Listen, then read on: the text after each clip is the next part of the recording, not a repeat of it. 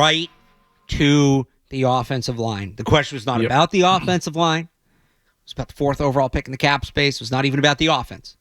Just where are you going to get better? Offensive line. And in a way, he answered about the defensive line, too, because he talked about, these pass rushers can impact the game. Yeah. Boy, was that music to my ears. I'm not saying they don't need a receiver. Trenches, man. I'm not saying they don't need some other positions. They do. Trenches.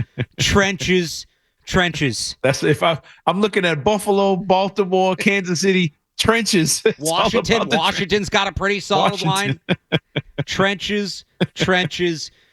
So, we've kind of talked a lot about the big picture philosophies, the coaching staff, but as the offseason does get rolling, and I sort of talked about this earlier, it's harder to talk about specific players without knowing who the coaches are, what systems they're going to run, right? The coordinators, things like that. So we'll have plenty of time to do that. Again, I said this every week. I guess maybe some people missed it. This show is going to run through the draft again, just like it did last year. Our last show will be the Sunday after the draft, so we'll have plenty of time to get into that. But when you look at it big picture, sir, yes, they need a receiver. I don't need them to go nuts and add 4 or 5 different receivers. I don't need them to do that. Pop Douglas is a solid player. Kendrick Bourne's a solid player. If Kayshon Boutte's your 4th wide receiver, that's probably about right. Yeah, he showed something this year. Right. I give him credit for that. They just need that one guy at the top of the depth chart. That is a significant need, but it's more of a quality versus quantity thing. And I'm not saying that they don't need quality at other positions, but when you look at the offensive line, you need a left tackle. You might need a right tackle. You might need a left guard. You might need a long-term answer at center. You might want to get that guy in the building so you can start learning from David Andrews. You need 2 pass rushers. You probably need a nose tackle. You might need another rushing defensive tackle. You need a linebacker for sure. The up front, they need so much. So to hear Vrabel come out and hammer that, to me, was great because that really needs to be their approach this year. And to split it up too, I would love to see them just go out early, get that veteran receiver in the trade market, and then you can hammer everything else through free agency in the draft. That is how I'd like to see them do it. Because when you look over the free agent list. And, of course, you got your T. Higgins at the top. When it comes to receivers, I'm talking here. Yeah. T. Higgins at the top. And after that, it's older guys. If he even becomes a free agent. If he even gets that far, right. And after that, it's veteran guys. It's Stephon Diggs coming off an ACL, older guy. It's Chris Godwin, older guy coming off an injury. Like the Riley Cooper. It's that older class of receivers in the free agency. There's not really a lot of young explosive guys on the free agent list when it comes to receivers. So you're going to have to do it the way you just said it. You're going to have to go out and trade for one of these guys. And I think that's the only way you're going to get an established good player is through the trade market when it comes to receivers. And free agency, look, I think you got to spend the money if guys come available. You got to find a way to get either if one of these tackles, one of these guys in the offensive line and defensive line. I think you got to build your trenches through free agency and add to that in the draft. And that's the Abdul Carters of the world. But there's other guys out there that you can add in the draft that can help you out in the trenches. But I think, to your point, to get the veteran receiver, you're going to have to trade something away to get one of these guys. Because in free agency, I don't think there's any explosive veterans that are available in free agency outside of T. Higgins, if he even gets that far. No, you're going to look at the trade market, and then it's, one guy I've talked about a lot is DK Metcalf. So you want to look for guys that are, the term that's used is pre-agent, which a lot of these wide receivers, when they're going into the last year of their deal, they don't want to play on an expiring contract, especially the younger guys.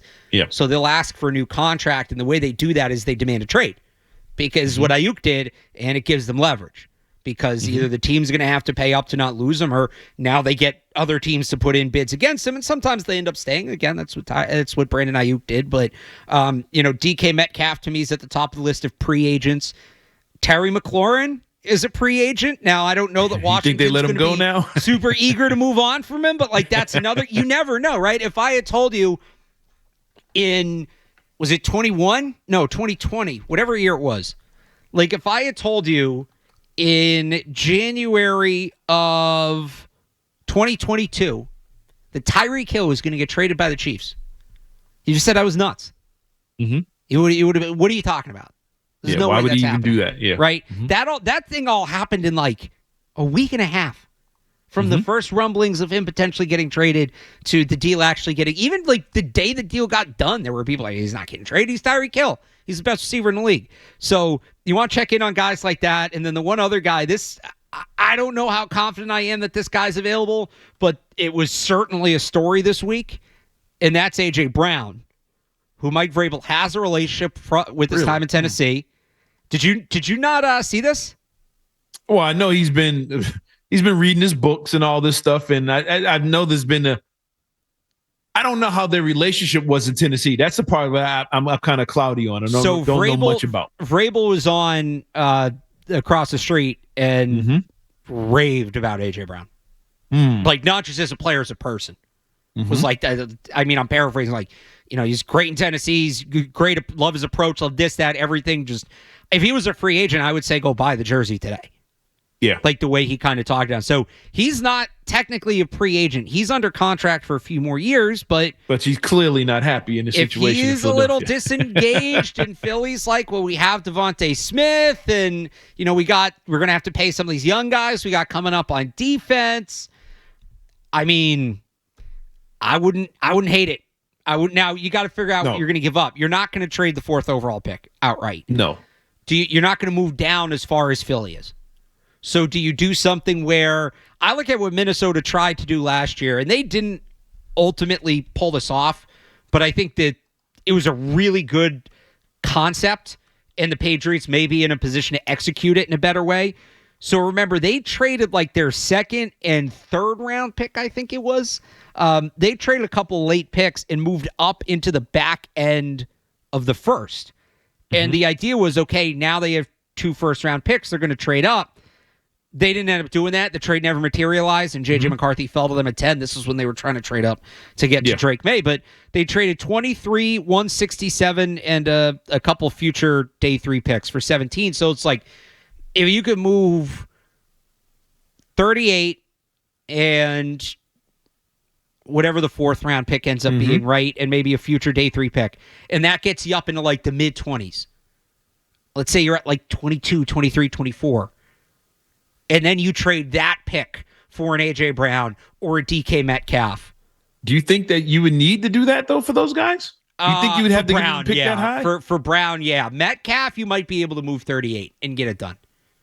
But if you want A.J. Brown, I think you're going to need a trade. Because look at what Brown went for a couple years ago. It was I think a 1st and a 4th, 1st and a 5th, something like that. Or maybe it was Brown and a 4th or a 1st, whatever. A.J. Brown, you're probably going to need a 1st, but you can get into the 1st without 4. The way I look at it, and I think we're getting into some really nerdy draft stuff here, but this is what I do. This is what I do this time of year. No. This is what's taking place behind the scenes. I know people, right? No, they're doing this too. And maybe not quite yet because they don't have coordinators, but eventually, like, you sit there and you go over all these permutations of how this thing can shake out. I think trading down from 4 makes sense, especially if Carter and Hunter both go in the top 3, which is a real possibility. Do not rule that out.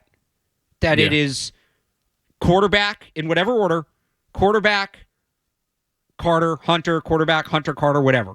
All right, so you're not sitting there at 4. The 2 blue-chip defensive players are off the board. If you move back to 6, the Raiders, they're going to take quarterback. So it's really the Jaguars at 5. So you'll still have a shot at least one of the tackles, maybe Tet McMillan. I think the Jaguars are probably going to be a defensive team that would they'd make a lot of sense for Will Johnson. We'll see who they hire as that coach. Again, it's still early. Independent of that, moving up from 38 makes all the sense in the world to me. Either to make a 2nd first-round pick or to do it ahead of the draft and have that as a tradable asset. And if the Patriots are going to try to get one of these big-name receivers in the trade market, that might be what you have to do to get it done. And what did they get? Sorry here. What did they get in exchange? Where's it sitting now with the whole Judon situation? They got, so that's another good point. So they have 77. They got 77 for Judon. They have 69 in the 3rd round. So if you couple, throw that in there, 38. So if you couple 38 and 69, you can probably get in the top 20. Yeah. Now I say you can now flip that Judon pick to add to it. That's a good chip to throw on top of whatever you were going to offer.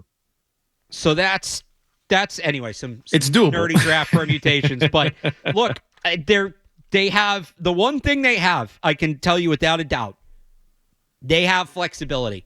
I don't know that there's one correct, exact, right path for them to go down. It's not like last year it was take Drake May. Yeah. Right? Stay there, take the quarterback. That's what it was. Yeah. And then in free agency, and they didn't do it. They didn't go down this path, but there was a clear you got to build up the line. You got to get a receiver. And that was like that's kind of what they had to do. There wasn't a ton of room to deviate from that and have a successful offseason. I'm not saying it can't go wrong this year. It's very possible.